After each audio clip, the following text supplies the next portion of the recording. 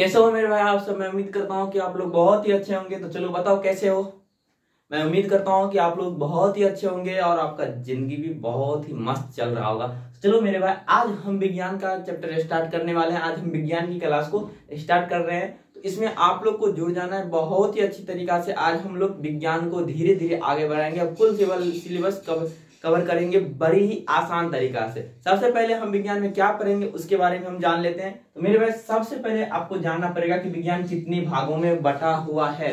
तो यहाँ पे मेरे भाई, विज्ञान को हम 3 भाग में बांटते हैं। एक होता है भौतिक विज्ञान जिसे हम फिजिक्स कहते हैं, दूसरा आता है रासायनिक विज्ञान जिसे हम केमिस्ट्री कहते हैं, तीसरा आता है जीव विज्ञान जिसे बायोलॉजी कहते हैं। ठीक है मेरे भाई, आपके एग्जाम में टोटल 100 मार्क का पूछा जाता है, जिसमें आपको 35 मार्क इसका रहता है, 35 मार्क रासायनिक विज्ञान का रहता है और बाकी 30 मार्क जो होता है मेरे भाई वो कितना का रहता है, बायोलॉजी का रहता है। ठीक है, तो सबसे पहले हम नंबर 1 पे भौतिक विज्ञान को देखेंगे, नंबर 2 पे हम रासायनिक विज्ञान से स्टार्ट करेंगे, उसके बाद 3 नंबर में हम बायोलॉजी को पढ़ेंगे। यही मेरा सीरियल रहने वाला है, 1, 2 और 3।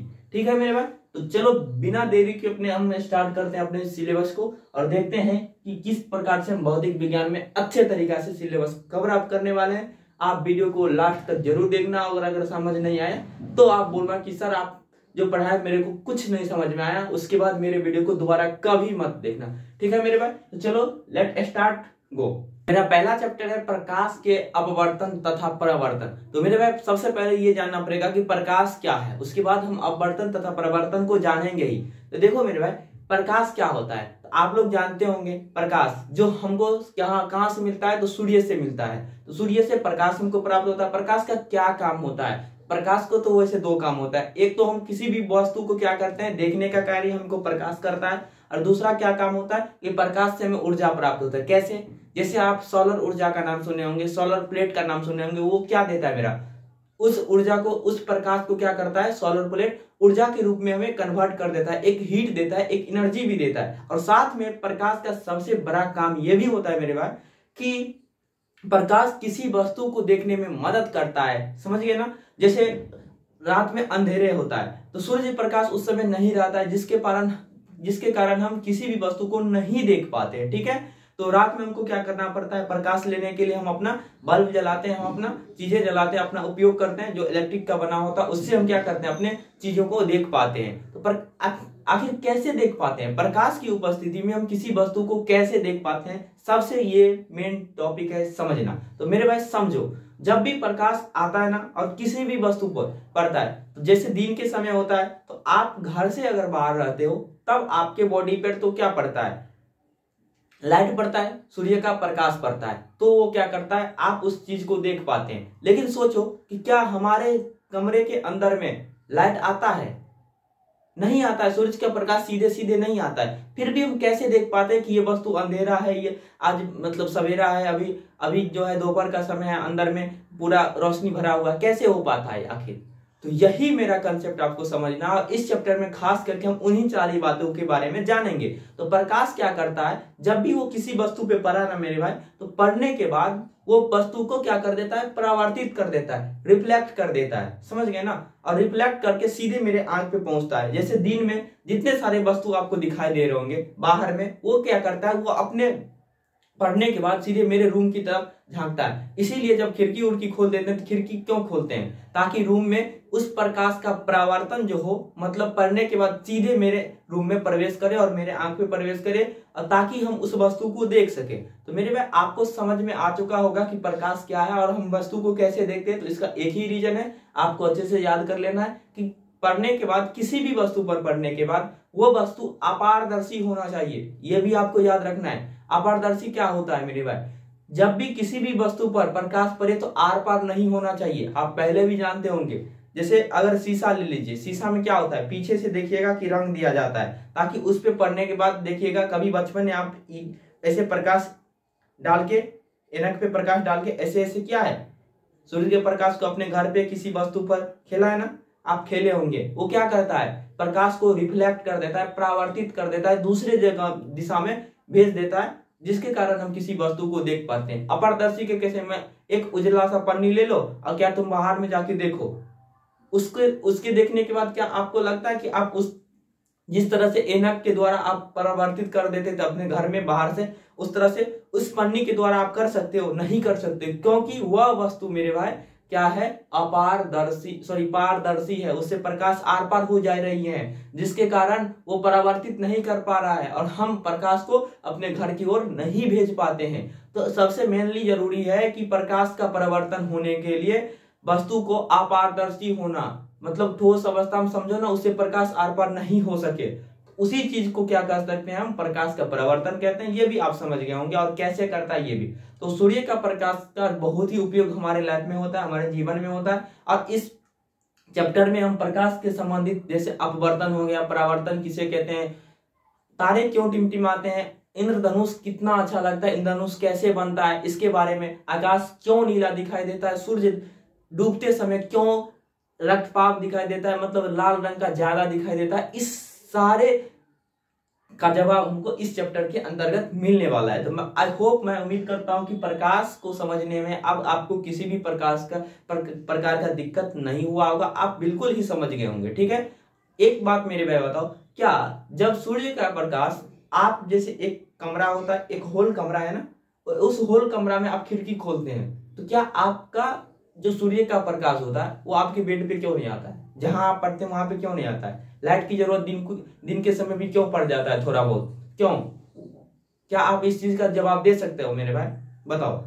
तो यहां से एक बात ये पता चला कि ऐसा तभी हो सकता है जब कोई भी वस्तु सीधा सीधा चले। इसका ये मतलब हुआ कि खिड़की के अंदर हमको प्रवेश नहीं करेगा, और जहां पे मान लो कि यहाँ पे खिड़की है, मान लो ये मेरा रूम है, यहाँ पे खिड़की है, यहाँ पे सूर्य का प्रकाश सीधे सीधे आ रहा है, इस खिड़की के यहाँ पे मेरे बेड है, तो क्या इस बेड पर सूर्य का प्रकाश जाएगा? नहीं जाएगा। क्यों?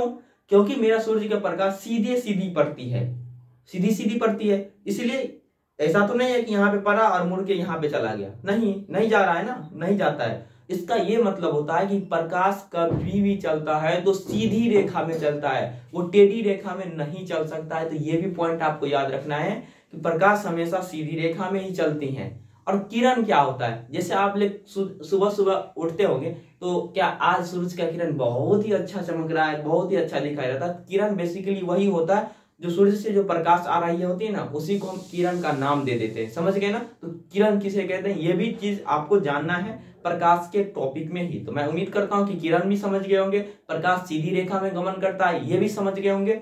ठीक है मेरे भाई, तो चलिए अब हम आगे बढ़ते हैं अपने सिलेबस को और देखते हैं क्या क्या है इस बोर्ड पे लिखा हुआ।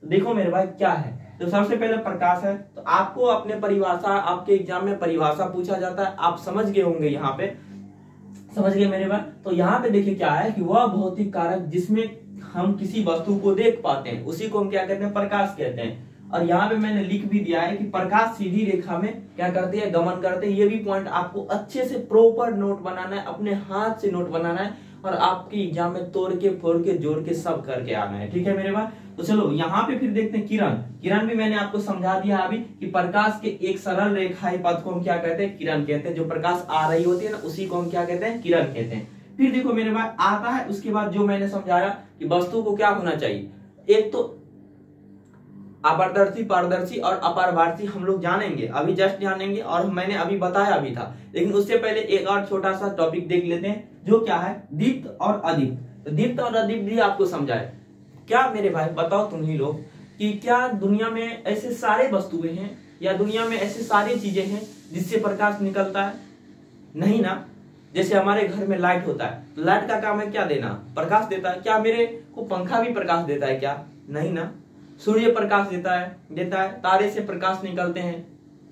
ठीक है, क्या और कुछ वस्तु जैसे मेरे मार्कर, क्या मेरे मार्कर से प्रकाश निकल रहा है?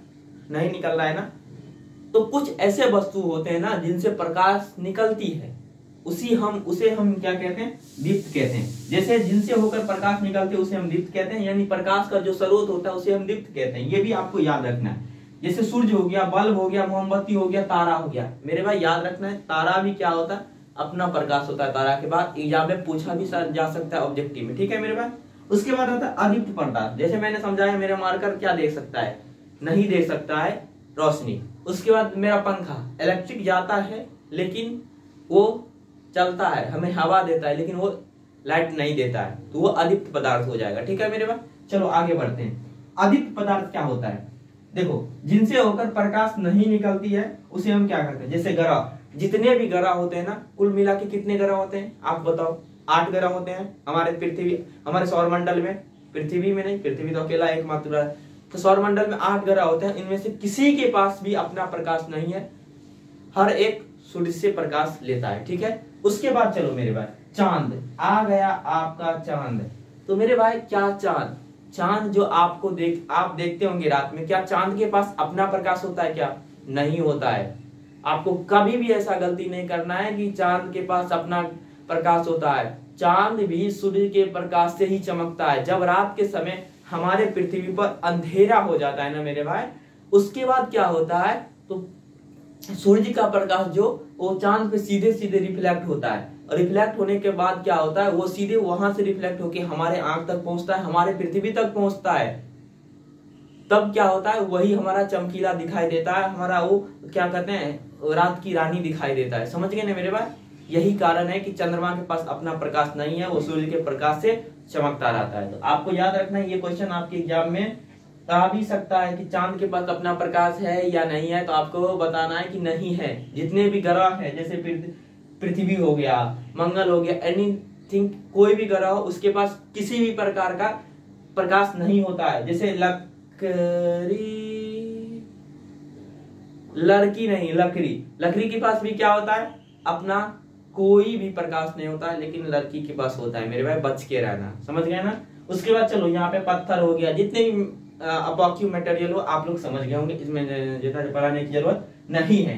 तो प्यारे भाई, आप लोग पहले इसको इतना ही अच्छे तरीका से मैंने आपको एक्सप्लेन किया, उतना ही अच्छे तरीका से आप इसको नोट कीजिए, क्योंकि नोट करना आपके लिए सबसे ज्यादा इम्पोर्टेंट है। समझ गए मेरे भाई? आप लोग इसको नोट करते चलिए, आपको सभी चीजें अच्छे से क्लियर हो चुका है, और आप लोग अच्छे से इसको लिखिए, नोट कीजिए, और आपको अच्छे से रिवाइज करके आना है अगली क्लास में। रोज अभी से रिवाइज करना है मेरे भाई, समझ गए ना? तो आप इसको नोट कीजिए। फिर बढ़ते हैं हम अपने अगले टॉपिक के इसके बाद। तो मैं उम्मीद करता हूं कि आप लोग नोट कर लिए होंगे। अगर नहीं कर पाए अभी तो आप स्क्रीनशॉट भी करके रख सकते हैं, और बाद में अच्छे से आपको नोट्स बना लेना है। ठीक है मेरे भाई? तो चलो अब हम आगे बढ़ते हैं और देखते हैं अपने अगले चीजों के बारे में। हम जानते हैं कि पारदर्शी वस्तु, अपारदर्शी वस्तु और पारभासी वस्तु क्या होते हैं। देखो मेरे भाई, पारदर्शी वस्तु किसको कहते हैं? जिनसे होकर, वैसी वस्तु जिनसे होकर प्रकाश आर पार गुजर सकती हो। ठीक है, उसे हम पारदर्शी कहते हैं। अपारदर्शी क्या होता है? जिनसे होकर प्रकाश नहीं गुजरता, अपारदर्शी कहते हैं, मैंने पहले भी समझाया। और एक होता है पारदर्शी, मतलब इन दोनों का मिक्सचर, थोड़ा थोड़ा प्रकाश को गुजरने भी देता है और नहीं भी गुजरने देता है। ठीक है मेरे भाई? इसी को हम क्या कहते हैं? अपारभासी कहते हैं। तो यहाँ पे देखो, मैं आपको वो नोट करना है, पारदर्शी वस्तु किसे कहते हैं? कि वैसी वस्तु जिनसे होकर प्रकाश की किरणें आर पार हो सकती है, उसे हम पारदर्शी कहते हैं। आपको नोट कर लेना। जैसे एग्जांपल में शीशा हो गया, पानी हो गया, लेंस हो गया और प्रिज्म हो गया। लेंस के बारे में, प्रिज्म के बारे में हम इस चैप्टर में पढ़ेंगे अच्छे से। ठीक है मेरे भाई?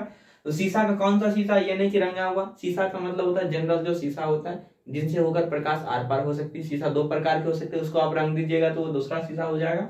यहाँ पे अपारदर्शी के बारे में हम समझते हैं। अपारदर्शी क्या होता है? वैसी वस्तु जिनसे होकर प्रकाश की किरणें आर पार नहीं हो सकते, उसे हम क्या कहते हैं? अपारदर्शी वस्तु कहते हैं। आपको अच्छे से याद रखना है। ठीक है, फिर देखिए, रंगा हुआ शीशा, जिससे ही प्रकाश का परावर्तन क्या होता है? जैसे आपके घर में जो ऐनक होगा वो क्या रहता है? एक पृष्ठ से रंगा हुआ रहता है, तभी तो वो प्रकाश की किरणों को क्या करता है? जाने नहीं देता और रिफ्लेक्ट कर देता है। तो ये रंगा हुआ शीशा क्या हो जाएगा? अपारदर्शी हो जाएगा। उसके बाद लोहा हो गया, लकड़ी हो जाएगा। समझ गए ना? ये सब क्या होता है? जैसे दीवार, आपका रूम का दीवार हो गया, एनीथिंग, कुछ भी ये मटेरियल्स जो हो गया, वो सब क्या है? अपारदर्शी वस्तु है। उसके बाद चलिए आगे देखते हैं क्या है? पारभासी। तो पारभासी किसे कहते हैं मेरे भाई? यहाँ पे देखो कि जिनसे होकर प्रकाश की किरण थोड़ी सी मात्रा निकले, मतलब अगर आप उस पे जैसे मान लो क्या होता है, एक प्लास्टिक ले लो, प्लास्टिक जो थोड़ी छोटी सी परत का हो, मतलब पतला सा पेपर के जैसा प्लास्टिक हो, उसमें आप क्या करते हैं? या फिर ब्लैक पन्नी ले लो, ब्लैक पन्नी में आप अगर प्रकाश डालते हो तो थोड़ा थोड़ा सा निकलता है ना, तो वो ब्लैक पन्नी को हम पारदर्शी कह सकते हैं। ठीक है मेरे भाई? यहाँ पे देखिए एग्जाम्पल भी लिखा हुआ है, तेल लगा हुआ कागज। मेरे भाई ये क्वेश्चन आपके एग्जाम में ऑब्जेक्टिव में आया था, इसीलिए आपको पारभासी का ये एग्जाम्पल अच्छे से याद करना है। देखो मेरे भाई, क्योंकि पारदर्शी और अपारदर्शी आप सबको पता रहता है, जनरली सब समझ जाते हैं, लेकिन पारभासी से ही आपका बोर्ड क्वेश्चन हो सकता है ये सब आने की कम चांस रहते हैं, हो सकता है आपके एग्जाम में 2 मार्क में पूछ लिया जाए। ठीक है, तो आप लोग को अच्छे से इसको नोट कर लेना है। और यहाँ पे तेल लगा हुआ कागज और कोहरा जो होता है मेरे भाई, जो ठंडी के समय में लगता है कोहरा, जिसको आप धुनी बोलते हैं, वो सब क्या हो जाता है, वो भी आपका पारभासी का एग्जाम्पल है। तभी तो सन के प्रकाश को धीरे धीरे कम कम थोड़ा थोड़ा आने देता है। ठीक है मेरे भाई, तो तेल लगा हुआ कागज किसका एग्जाम्पल होता है, पारभासी का। आपको याद रखना है इस चीज को, क्योंकि ये क्वेश्चन अक्सर पूछ लिया जाता है आपके ऑब्जेक्टिव सेक्शन में। ठीक है, तो मैं उम्मीद करता हूं कि यहाँ तक आपको अच्छे से क्लियर हो चुका होगा पारदर्शी, पारभासी और पारभासी। तो यहाँ तक आप इसको नोट कीजिए और फिर हम अगले टॉपिक के ऊपर बढ़ते हैं। चलो मेरे भाई, अब हम प्रकाश के परावर्तन को देखते हैं। यहां से मेरा ओरिजिनल टॉपिक समझ सकते हैं कि स्टार्ट होता है। यहां से आपको अच्छे से इस चीज को समझना है, क्योंकि आपके एग्जाम का सेक्शन यहीं से स्टार्ट होता है। ठीक है मेरे भाई, वो सब चीज बेसिक था, उससे हो सकता है क्वेश्चन आए भी 9 के बराबर भी आए। ठीक है, लेकिन यहां से क्वेश्चन स्टार्ट हो जाता है, आपसे सीधे सीधे पूछ लेगा कि प्रकाश के परावर्तन के कितने नियम होते हैं, वो पढ़ाएंगे। और उसके बाद प्रकाश के परावर्तन किसे कहते हैं, ये सीधे सीधे पूछ सकता है। ठीक है मेरे भाई, तो वैसे सारे चीज आपको बताते चलेंगे जो आपके एग्जाम की दृष्टिकोण से बहुत ही उपयोगी होगा, उसको हम साथ में इंडिकेट कर देंगे। ठीक है मेरे भाई, तो यहाँ पे ये सिंगल स्टार का क्वेश्चन हो जाएगा, समझ गए। सिंगल स्टार के साथ हो सकता है आने की प्रोबेबिलिटी हो सकता है। सिंगल स्टार का मतलब, प्रथम सिंगल स्टार का क्या मतलब होगा, ये क्वेश्चन कि आने की संभावना थोड़ा कम। डबल स्टार का मतलब हो जाएगा ये थोड़ा अधिक, और ट्रिपल स्टार का मतलब अगर दे दें समझिएगा ये क्वेश्चन आने की संभावना 95% है। ये 100% कोई भी चीज नहीं होता है मेरे भाई, आपको जान लेना, आप अपने दिमाग में फिट करके बैठो। ये नहीं कि सर बोल दिया कि 100% आते हैं। बहुत सारे ऐसे यूट्यूबर होते हैं, ऐसे शिक्षक होते हैं, बोल देते हैं कि 100/100% आते हैं। मेरे भाई नहीं आ सकता है, हो सकता है, आ सकता है, किसी का भी आ सकता है। आप भी बोलो ना ये क्वेश्चन आ सकता है, आपका भी सच हो सकता है कि भाई मेरे को लगता है ये क्वेश्चन आ जाए, हो सकता है वही एग्जाम में आ जाए। तो कुछ भी एनीथिंग हो सकता है, उस बात पे ध्यान है, बाकी आप पढ़ने पे ध्यान दो। ठीक है मेरे भाई, चलो आगे समझाते हैं प्रकाश के परावर्तन किसे कहते हैं। तो मैंने पहले भी समझाया था, लेकिन अब ज्यादा समझाने की जरूरत नहीं है। तो सीधे सीधे जानिए कि किसी भी परावर्तक सतह पर, परावर्तक सतह का क्या मतलब होता है कि जो प्रकाश के परावर्तक को क्या कर सकते हैं, विभिन्न दिशाओं में फैला सकते हैं। ठीक है मेरे भाई, जो समझ सकते हैं आया और उसको भेजा, उसी को हम परावर्तन कहते हैं, समझ गए। तो वैसी परावर्तन सतह यहाँ पे लिखा है मेरे भाई, जब प्रकाश की किरण किसी परावर्तक सतह पर पड़ने के बाद पुनः वापस उसी दिशा में लौट जाती है, इसे प्रकाश का परावर्तन कहते हैं। एग्जाम्पल में जैसे सबसे अच्छा एग्जाम्पल अगर प्रकाश का परावर्तन का है तो आपका ऐनक है, आपका दर्पण है, मिरर है, समझ गए।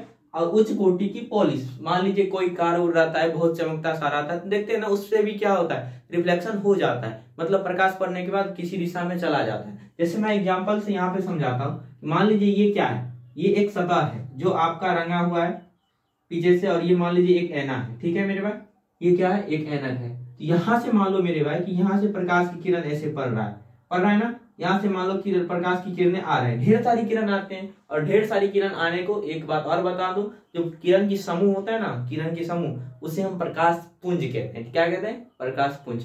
तो प्रकाश पुंज आते हैं, लेकिन हम मान लेते हैं कि किरण, तो एक किरण इस पे पड़ा और यहाँ से इसी दिशा में हो सकता है लौट जाए, हो सकता है ऐसे लौट जाए, हो सकता है ऐसे लौट जाए, हो सकता है ऐसे लौट जाए, किसी भी तरीका में किसी भी दिशा में लौट सकता है, ऐसा नहीं है, लेकिन हम लोग मान लेते हैं कि उसी दिशा में लौट जाता है, एक परिभाषा बनाने के लिए। ठीक है मेरे भाई, हो सकता है ऐसे लौट जाए, हो सकता है ऐसे लौट जाए। ये तो डिपेंड करेगा कि आपका जो परावर्तक सतह है ना, ये परावर्तक सतह इसे कहते हैं सतह। ये जो होता है मेरे भाई, ये किरण होता है, किरण। बाद में हम जानेंगे, अभी जानने वाले हैं हम, हर एक चीज को जानेंगे कि ये आने वाले किरण को क्या कहते हैं, जाने वाले किरण को क्या कहते हैं। आने वाले को आपतित किरण, जाने वाले को निर्गत किरण कहते हैं। यहाँ बीच में एक अभिलंब बनता है, यानी इस दोनों के बीच में एक लंब सा रहता है, उसे हम क्या कहते हैं, अभिलंब कहते हैं। इस कोण को क्या कहते हैं, आने वाले कोण को हम परावर्तक कोण कहते हैं, जाने वाले को हम निर्गत कोण कहते हैं। बीच में अभिलंब कोण होता है, इसे हम सतह कहते हैं जिसपे परावर्तक होता है। आप यहाँ पे सिर्फ इतना ही समझो कि प्रकाश का परावर्तन किसे कहते हैं। तो मेरे भाई जान लो, यहाँ से आया यहाँ हो गया, यहाँ से आया यहाँ हो गया। तो आप इस तरह के फिगर को बना सकते हो। बाकी हम हर एक चीज को डिस्कस करने वाले हैं कि आने वाले प्रकाश को, जाने वाले प्रकाश को, क्योंकि हमको बेसिकली इस चैप्टर में अपवर्तन और परावर्तन पढ़ना ही है, तो फिर किस चीज का दिक्कत। तो यहाँ पे मेरे भाई क्या हो जाएगा, तो ये आपका प्रकाश का परावर्तन का इमेज आपको ऐसे ही आपके कॉपी में नोट्स करना है, ताकि आप इस चीज को भूले ना। ठीक है मेरे भाई, तो यहाँ पे इसको नोट कीजिए। और अब हम पढ़ते हैं कि प्रकाश के परावर्तन के नियम। देखो मेरे भाई, दुनिया में हर एक चीज के लिए एक एक अलग अलग नियम होता है। इसी तरीका से इसका भी, प्रकाश का परावर्तन का भी तो कुछ ना कुछ नियम होता होगा ना। ऐसा थोड़ी है कि वैसे चलो हो गया, प्रकाश का परावर्तन हो जाता है, खत्म हो गया। क्योंकि जब तक नियम नहीं होगा किसी भी चीज का, तब तक वो चीज अच्छे से आखिर क्यों होगा, समझ गए ना। तो यहाँ पे अब आगे हम पढ़ते हैं प्रकाश के परावर्तन के कितने नियम होते हैं, समझ गए। तो यहाँ से आप लोग नोट कीजिए, यहाँ पे चाहे तो आप स्क्रीनशॉट कीजिए। हम आगे बढ़ते हैं, परावर्तन के नियम को देखते हैं। तो प्रकाश के परावर्तन के 2 नियम होते हैं, आपको याद रखना है, इसके बाद कभी नहीं भूलना है, क्योंकि आपके ऑब्जेक्टिव के लिए बहुत ही महत्वपूर्ण क्वेश्चन है कि प्रकाश के परावर्तन के 2 नियम होते हैं। ठीक है, और कौन कौन से नियम होते हैं और नियम से क्या होते हैं उसके बारे में हम समझते हैं। तो देखो मेरे भाई, यहाँ पे देखो, इसको पहले डबल स्टार करो, ये ऑब्जेक्टिव और सब्जेक्टिव दोनों के लिए, इसलिए इसके लिए डबल स्टार। ठीक है मेरे भाई, चलो आगे बढ़ते हैं। प्रकाश के परावर्तन के 2 नियम होते हैं, आपको याद करना है, नोट करना है। उसके बाद क्या है मेरे भाई कि प्रकाश के परावर्तन के जो 2 नियम होते हैं ना, पहला नियम ये कहता है कि आपतन कोण, जिसको हम आई से डिनोट करते हैं, मैंने समझाया था आपतन कोण, अभी मैं फिर समझाऊंगा और अभी मैं फिर लिखाऊंगा भी, तीनों चीज कराऊंगा। आपतन कोण यहाँ पे समझना है कि बराबर होता है परावर्तन कोण के, जिसको हम आर से डिनोट करते हैं। तो आपको ये भी याद रखना है कि परावर्तन कोण को आर से और आपतन कोण को आई से। तो क्या होता है, देखो मेरे भाई, यहाँ पे मान ले एक परावर्तक सतह, जनरली हम दर्पण को ही मानेंगे। ठीक है, तो यहाँ पे दर्पण हुआ, ये मेरे पास दर्पण है, इसका ये भाग रंगा हुआ है, यहां से कोई किरण आ रहा है। ठीक है मेरे भाई, और यहां से ये क्या चल जाएगा, ये इधर दूर भागेगा। ठीक है ना। तो यहाँ पे देखो, यहाँ पे एक अभिलंब का निर्माण हो जाएगा। ठीक है, मतलब एक लंब डालना पड़ेगा, तभी तो हम डिसाइड कर सकते हैं ना कि ये ऐसे आया तो ऐसे गया, तो बीच में कुछ तो कुछ रहना चाहिए ना। तो एक लंब सा पड़ता है। ठीक है, उस लंब को हम क्या कहते हैं, तो अभिलंब कहते हैं। ये भी हम लिखेंगे, आपको याद रखना, इसे हम अभिलंब कहते हैं। तो मेरे में बताओ कि इस जो आने वाली प्रकाश होता है, इसे हम क्या कहते हैं, आपतन कहते हैं, आपतन प्रकाश कहते हैं, आपतन किरण कहते हैं। और जाने वाली को जो होता है ना, उसे हम परावर्तन किरण कहते हैं। ये भी बात हम लोग अभी आपको क्या कहते हैं, एक प्रॉपर तरीका से नोट वाइज में लिखा देंगे। ठीक है, लेकिन आप यहाँ पे समझ लो पहले। तो यहाँ पे देखो, और यहाँ पे जो कोण बनता है ना अभिलंब के साथ, ये जो मेरे भाई ये कोण बनेगा, इसको हम आय बोलते हैं, इसी को हम आपतन कोण बोलते हैं। मतलब आपतित किरण और अभिलंब के बीच का जो कोण होता है ना, उसे हम आपतन कोण कहते हैं। ठीक है मेरे भाई, और जो इसके बाद परावर्तक कोण होता है ना, जिसे हम आर कहते हैं, तो ये जो मेरा होता है मेरे भाई आर क्या होता है, इसको हम आर से डिनोट करते हैं। जो अभिलंब, ये अभिलंब के साथ जो परावर्तन किरण के साथ जो एंगल बनाएगा, बीच में कोण बनाएगा, उसी को हम क्या कहते हैं, परावर्तन कोण कहते हैं। ठीक है, तो यहाँ पे पहला नियम कहता है कि दोनों बराबर होता है। इसका मतलब एक दर्पण पे अगर आई एंगल से आ रहा है, तो वो आर एंगल से रिफ्लेक्ट होता है। तो ये जो मेरे भाई हो, आर बराबर होता है आई, मतलब आपस में अगर दोनों कोण बराबर होंगे, अगर ये 10 डिग्री से आ रहा होगा तो ये भी 10 डिग्री से ही रिफ्लेक्ट होगा। बाकी ये अगर ये मान लो कि 45 डिग्री से आ रहा है, तो ये भी 45 डिग्री से ही जाएगा इधर, समझ गए ना। यही प्रकाश का परावर्तन का पहला नियम है। जैसे मैं अगर एक क्वेश्चन करूं, तो बताओ मेरे भाई, आपके पास क्वेश्चन है कि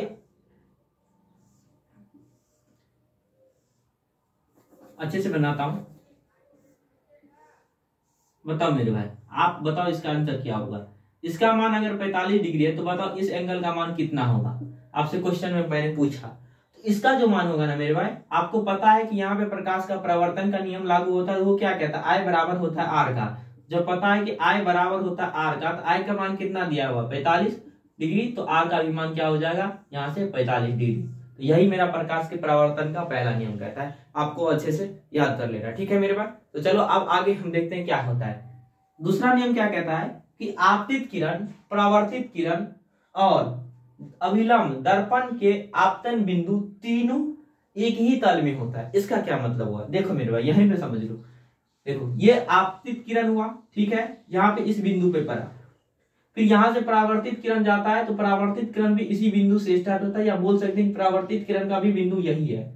और अभिलंब के बारे में चर्चा किया, बताओ मेरे भाई अभिलंब भी तो इसी बिंदु पे है ना, बोला गया है कि अभिलंब जो होता है वो इसी बिंदु पर क्या है, एक ही तल में होता है, मतलब आपतन बिंदु हो गया, दर्पण का अभिलंब जो हो गया वो आपतन बिंदु, इसी को हम क्या कहते हैं, आपतन बिंदु कहते हैं। तो तीनों क्या है, एक ही तल में है, यहाँ पे नहीं तो समझ लो ये किरण आ रहा है, ये किरण ऐसे जाता है, यहाँ पे अभिलंब बनता है, तो ये दर्पण का सतह होता है। तो क्या बताओ, आपतित किरण, परावर्तित किरण और अभिलंब तीनों एक ही तल में है ना, इसी को हम कहते हैं प्रकाश का परावर्तन का दूसरा नियम। तो ये दो नियम आपको अच्छे से याद करना है, आपके बोर्ड एग्जाम में पूछे भी जा सकते हैं और ये आपके लिए इंपोर्टेंट भी है। तो पहला नियम I बराबर R होता है, परावर्तन कोण अपवर्तन कोण के बराबर होता है। अब दूसरा परावर्तित किरण, अपवर्तित किरण और अभिलंब जो होता है तीनों एक ही तल में होता है, ये मैंने आपको लिख दिया है। आपको अच्छे से प्रॉपर ढंग से आपको अच्छे से नोट बना लेना है मेरे भाई, अच्छे से, ठीक है। तो आप इसको नोट कीजिए और हम कुछ पॉइंट्स को आपको लिख दे रहे हैं। आपतन कोण किसको कहते हैं, परावर्तन कोण किसको कहते हैं, आपतित किरण, परावर्तित किरण किसको कहते हैं, ये सब भी लिख देते हैं। हो सकता है कि ऐसे आएगा नहीं, लेकिन आपको जानकारी के लिए रहना चाहिए, ठीक है मेरे भाई, इसको आप नोट करो। जैसे कि आप इस कुछ पदों को, इस कुछ टर्म को आप लोग नोट कर लीजिए, आपके नॉलेज के लिए, आपके समझ सकते हैं एग्जाम के लिए जरूरी हो सकता है आपके लिए, तो इसलिए मैंने सोचा कि इसको आपको लिखा दूं। तो आपको इसको नोट करना है। आपतित किरण आपको समझा चुका हूं क्या होता है, परावर्तक सतह पर बढ़ने वाली किरण होता है, ठीक है, आपको नोट करना है। परावर्तित किरण क्या होता है, परावर्तक सतह से लौटने वाली जो किरण होती है उसे हम क्या कहते हैं, परावर्तित किरण कहते हैं। अभिलंब किसे कहते हैं, जिस बिंदु पर आपतित किरण तथा परावर्तित किरण मिलती है उस बिंदु पर डाला गया लंब, यही ना होता है मेरे भाई, ऐसे याद रहा है। और यहाँ पे जो ये लंब होता है इसी को हम लंब बोलते हैं, आपको मैंने लिखा दिया। आप फिगर अपने से भी चाहे तो बना सकते हैं, जो मैंने पहले बनाया था अभी जस्ट। उसके बाद आपतित कोण क्या होता है, तो आपतित किरण तथा अभिलंब के बीच बना कोण कोण क्या कहते हैं, आपतन कोण कहते हैं, जिसको I से डिनोट करते हैं, आपको याद रखना है। परावर्तन कोण किसे कहते हैं, जिसको R से डिनोट करते हैं। परावर्तित किरण तथा अभिलंब के बीच का कोण जो होता है वो मेरा परावर्तन कोण कहलाता है। तो मेरे भाई यहाँ तक आपको अच्छे से नोट कर लेना और अच्छे से रिवाइज करना है साथ में। तो इसी के साथ मेरे भाई यहाँ पे आज हम लोग यहीं तक रहने देते हैं। मैं उम्मीद करता हूँ, मैं होप आशा करता हूँ कि आप लोग सारे कंसेप्ट अच्छे से सीख गए होंगे और किसी भी प्रकार का समझने में कहीं पे भी प्रॉब्लम नहीं हुआ होगा। अगर किसी भी प्रकार का डाउट है तो आप हमको कमेंट करके बोल सकते हैं कि सर यहाँ पे मुझे डाउट लग रहा है, ठीक है, या तो चाहे आप वहां पे पुनः जाके वीडियो को देखिए। तो मेरे भाई आज हम लोग यहीं तक रहने देते हैं, फिर अगले क्लास में हम मिरर से स्टार्ट करने वाले हैं। मेरा बड़ा टॉपिक है मिरर, हम लोग अच्छे से अगले कंसेप्ट में, अगले लेक्चर में हम लोग अच्छे से मिरर के बारे में समझेंगे, जानेंगे, जैसे मैंने आज समझा। तो मेरे भाई आप सभी से रिक्वेस्ट है कि अगर आप वीडियो को पहली बार देख रहे हैं, क्लास को पहली बार ले रहे हैं, तो आपको मेरे ओर से बहुत सारे धन्यवाद, ढेर सारी शुभकामनाएं। तो साथ में हम लोग मिलके अच्छे से पढ़ाई करेंगे और आप लोग को भी अच्छे से मेहनत करना है। तो मेरे भाई आप लोग इसको नोट कर लेना। और साथ में मैं आपको बता दूं कि अगर आप चैनल पे नए आए तो कृपया चैनल को सब्सक्राइब कर लीजिए, लाइक करते जाइए और जहां तक हो अपने दोस्तों में शेयर करते जाइए, ठीक है मेरे भाई। तो ओके बाय, घर पे ध्यान रखो, पढ़ो और खेलो, मस्त रहो, स्वस्थ रहो और मिलते हैं फिर अगले वीडियो में।